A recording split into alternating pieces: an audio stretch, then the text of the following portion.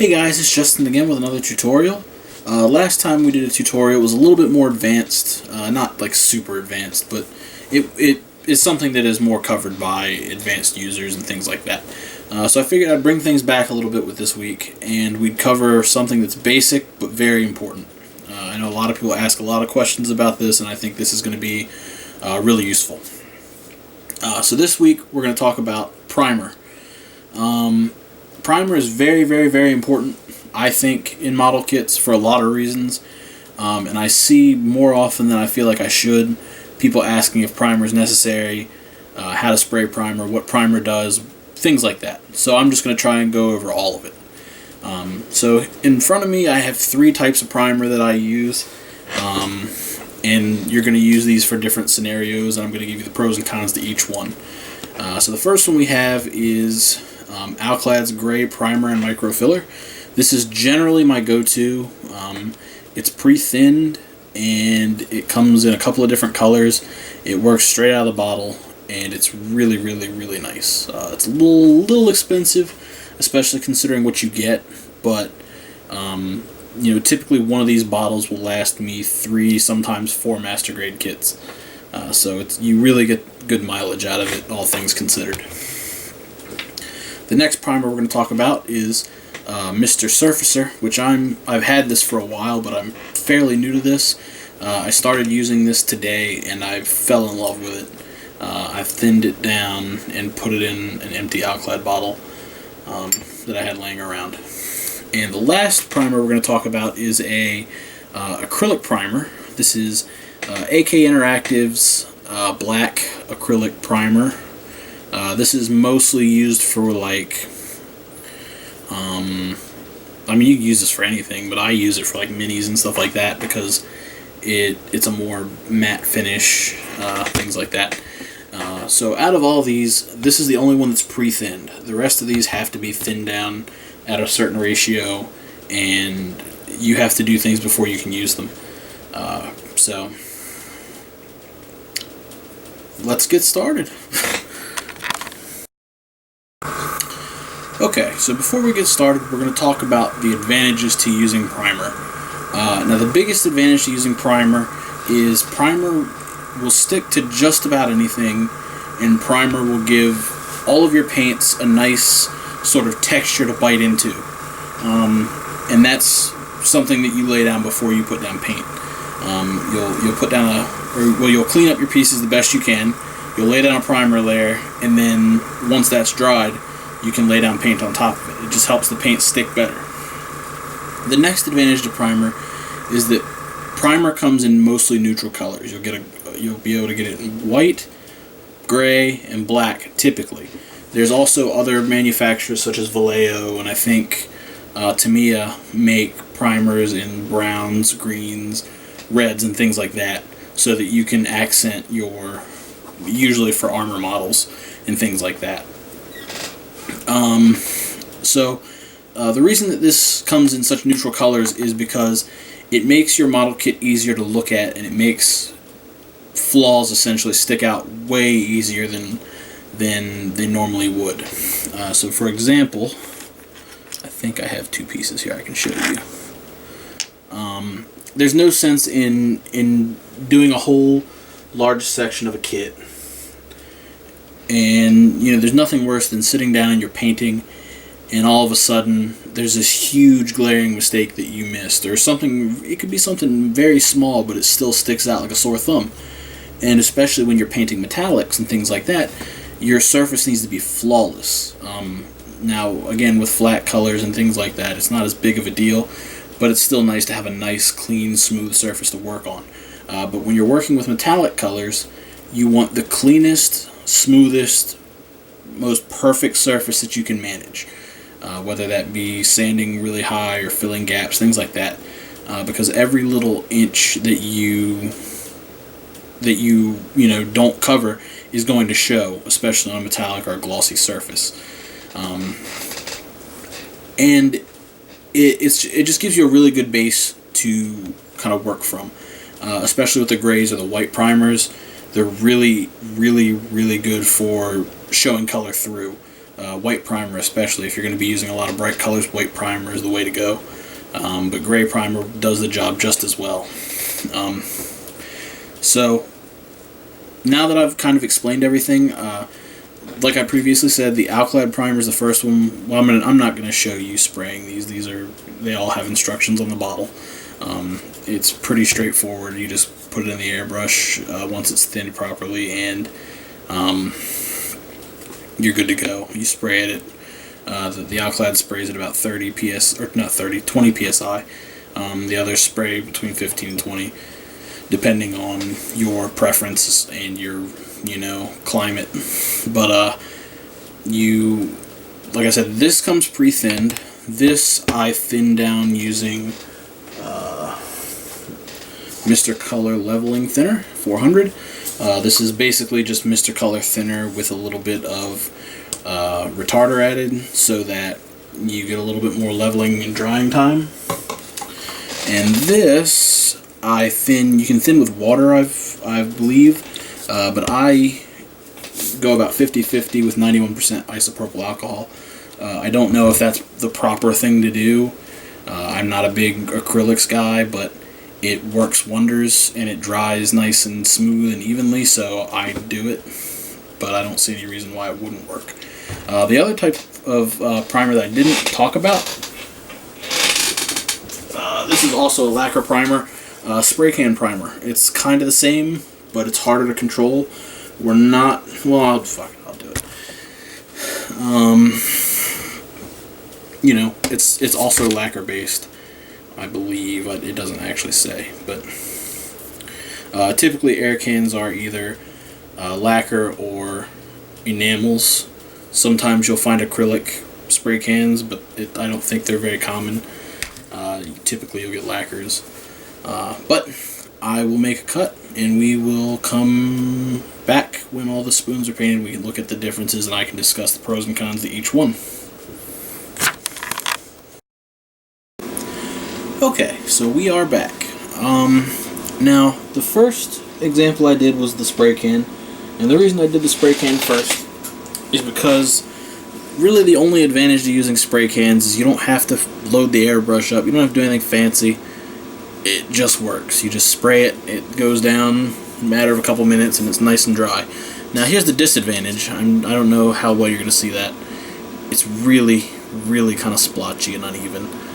Spray cans do not give you the best coverage. Now looking at it without light behind it, it looks fine.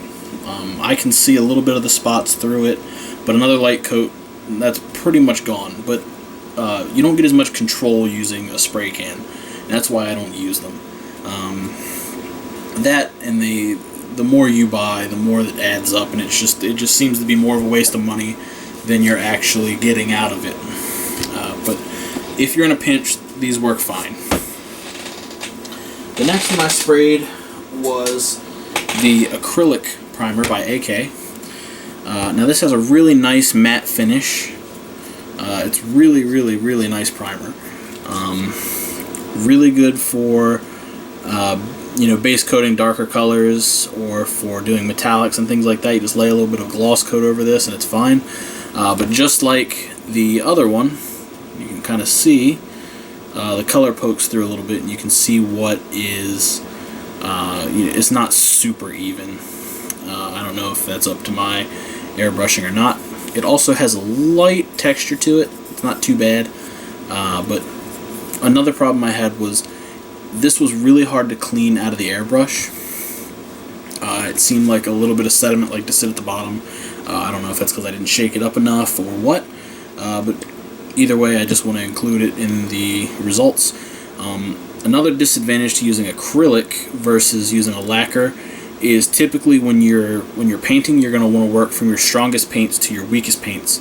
That way, if you encounter an error somewhere in there, you can erase that step and not undo all your damage before, or undo anything you've done before. So if I had put down an acrylic base coat and then I painted lacquer over it, first off, unless you're incredibly careful or lucky, your lacquer paint will eat through acrylics. But if something actually turned up wrong on the lacquer layer, I'd have to remove this layer as well. as opposed to if I'd put down a lacquer base coat or a primer layer and then put acrylic on top of it. You could probably just dip it in water and you know, scrub it off with some soap and water. So that's one, you know, disadvantage to using acrylic. But again, if you're painting in just acrylics, it's really nice. It's wonderful. It works just fine enough. It's, like I said, it's pretty smooth. Especially, it's got a little bit of texture to the touch, but it's not too bad.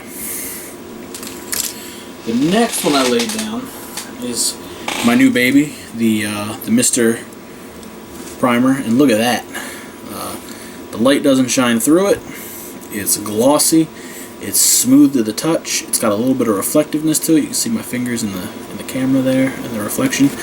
And it's really nice. It's very shiny. It's very smooth. I don't know why I haven't been using this longer. I actually think I'm going to go out and buy more of this in the gray. But it looks super nice. It's so nice. And it goes down really well. The only disadvantage really is that you have to thin it out. And honestly, I don't really consider that too much of a disadvantage, considering this large bottle costs a little bit more than the unthinned Mr. Surfacer, but when you thin it out, you're getting about the same amount. So really, you're paying a little bit more for nothing, for the convenience. So really, it works wonderfully. Another cool thing about Mr. Surfacer is it comes in different grits. This is Mr. Surfacer 500. I don't thin this out, and I don't use it in the airbrush. I use this for like very, very tiny gaps and things like that in pinholes and stuff like that when I'm working with resin or, you know, sanding out seam lines. It's really useful for brushing on and using that way.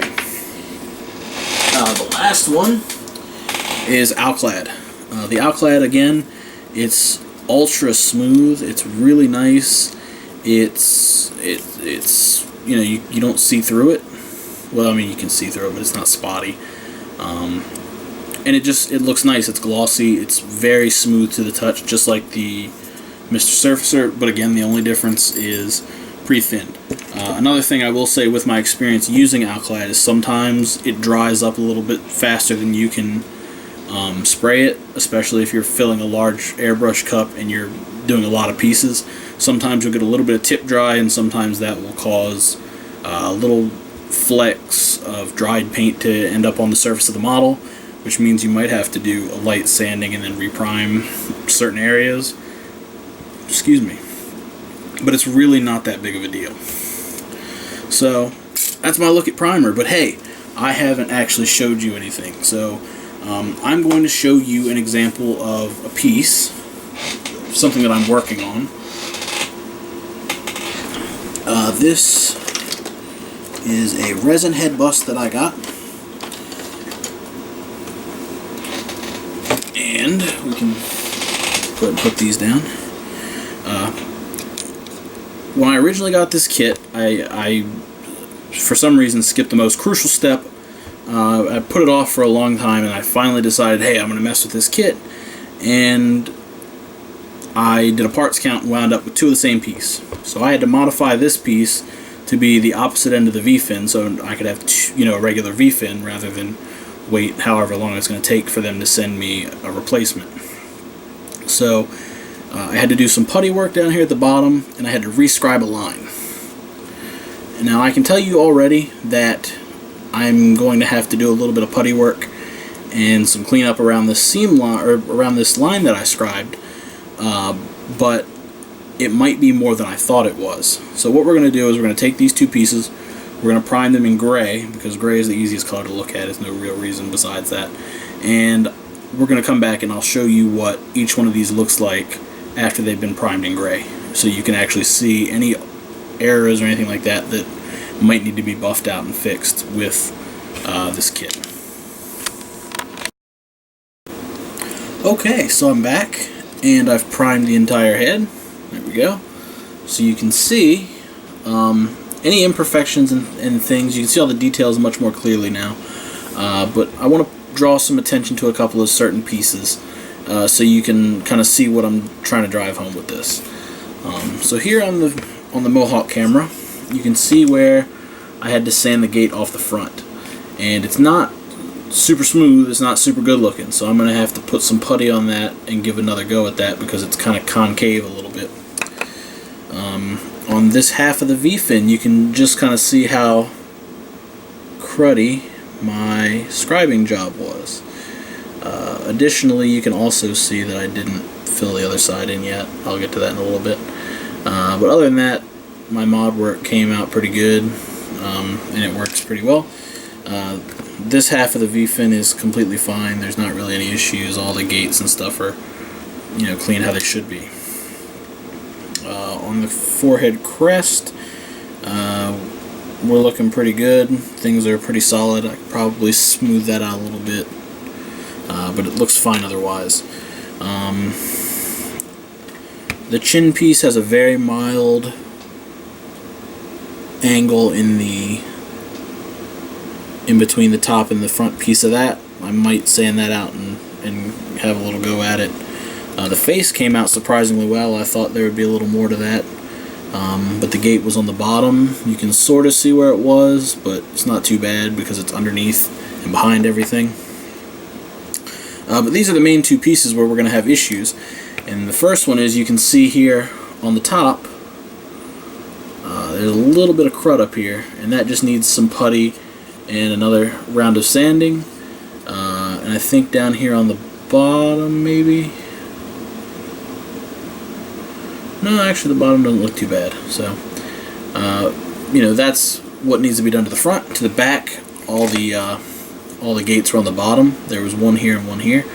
The one cleaned up really well while the other one did not. So I'm just going to have to go give that another light pass of sanding and then prime it out. But really, priming helps you identify any issues that you may have missed or small things like that. Another thing that you can use priming for is to see how deep your details are and how deep the panel lines and things like that are.